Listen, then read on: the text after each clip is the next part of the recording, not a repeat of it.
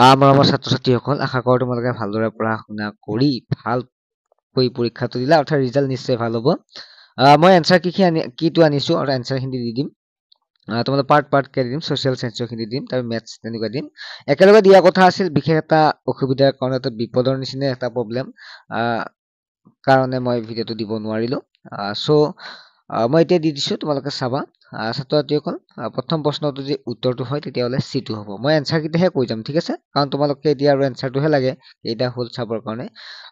2 নম্বৰটো হ'ব বিটো শুদ্ধ উত্তৰ, 3 নম্বৰটো ডিটো। দুই এটা কেতিয়াবা ইফাল সিফাল হ'ব পাৰে। মই যে দিয়া সম্পূৰ্ণ শুদ্ধ হ'ব তেনেকুৱা নহয়, কেতিয়াবা দুই এটা ভুল হ'বও পাৰে। সেইটো তোমালোকে মেনেজ কৰিবা আৰু, ঠিক আছে? বা মই কমেন্ট ছেকশ্যনলৈ জনাই দিম যদি চকুত পৰে। 4 নম্বৰ প্ৰশ্নটো হৈছে এটো হ'ব শুদ্ধ উত্তৰ। 5 নম্বৰ যিটো আছে 5 নম্বৰ এটো হ'ব শুদ্ধ উত্তৰ। 6 নম্বৰৰ শুদ্ধ উত্তৰটো যদি চাওঁ তেতিয়াহ'লে ডিটো হ'ব। 7 নম্বৰৰ এনচাৰ হ'ব বি। 8 নম্বৰ যদি চাওঁ তেতিয়াহ'লে 8 নম্বৰ এনচাৰ হ'ব চিটো। 9 নম্বৰ এটো হ'ব এনচাৰ। 10 নম্বৰ যিটো আছে 10 নম্বৰ হ'ব ডিটো। 11 নম্বৰ প্ৰশ্নটোৰ শুদ্ধ উত্তৰ হ'ব এটো, ঠিক আছে? এইটো অলপমান কনফিউজন আছে যদিও, কিন্তু এটো হোৱাৰ মই চান্স পাইছো। তোমালোকে যদি কিবা জানা কমেন্ট কৰি কৰিবাচোন। তাৰ আগতে তোমালোক জনাই থওঁ ছাত্ৰ-ছাত্ৰীসকল, তোমালোকৰ কাৰণে এটা কোৰ্চ অনা হৈছে। যেনেকুৱা তোমালোকে NMS পৰীক্ষাটো ভাল হয়, তেনেকুৱা ক্লাছ 8ৰ বছৰেকীয়া পৰীক্ষাটো ভাল হ'ব লাগিব। আৰু সেইবাবে কোৰ্চটো মাত্ৰ 119 টকাত তোমালোকে 3 মাহ ধৰি পঢ়িব পাৰিবা, মেথছ, চায়েন্স আৰু ইংলিছ। বেছি পইচাও নহয়, 119 টকা। তোমালোকৰ তেনেকুৱা দিনতে 119 বহুত খৰচ হয় নে?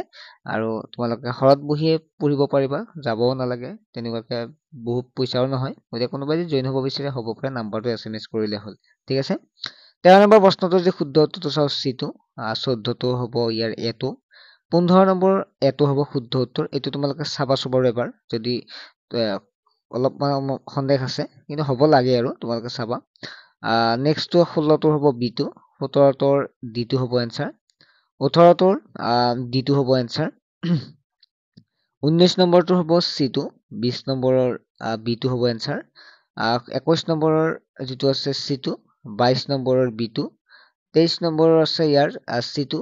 আৰু 24 নম্বৰৰ হ'ব এটো, ঠিক আছে? আৰু লগতে 25 নম্বৰ আছে ব্ৰজাৱলী, বিটো হ'ব। ছাত্ৰ-ছাত্ৰীসকল, বাকী পাৰ্টখিনি নেক্সট ক্লাছৰ জৰিয়তে বুজাই দিম বা ভিডিঅ'ৰ জৰিয়তে কৰি দিম। তোমালোকে যদি ক্লাছটোত জইন হ'ব বিচাৰা তেতিয়াহ'লে সোনকালে হোৱা, কম মাচুল হয়। এতিয়া তোমালোকে NMS পৰীক্ষাটো বহুতে ভুল কৰিলা, যে কি কৰিলা, আগৰ পৰা মই কৈ আছো ক্লাছত জইন হোৱা নললা, শেষত আগদিনা সকলো ছাত্ৰ-ছাত্ৰী SMS কৰিছে। আগদিনা পইচা দিব পাৰে, কিন্তু আগত পইচা দিয়াটো অসুবিধা হৈছিল। গতিকে সময়ৰ কাম সদায় সময়ত কৰিব লাগে। যিটো অহাকালিৰ পৰা ক্লাছ ষ্টাৰ্ট হ'ব, আজি জইন হোৱাটো ভাল, ঠিক আছে? বাই।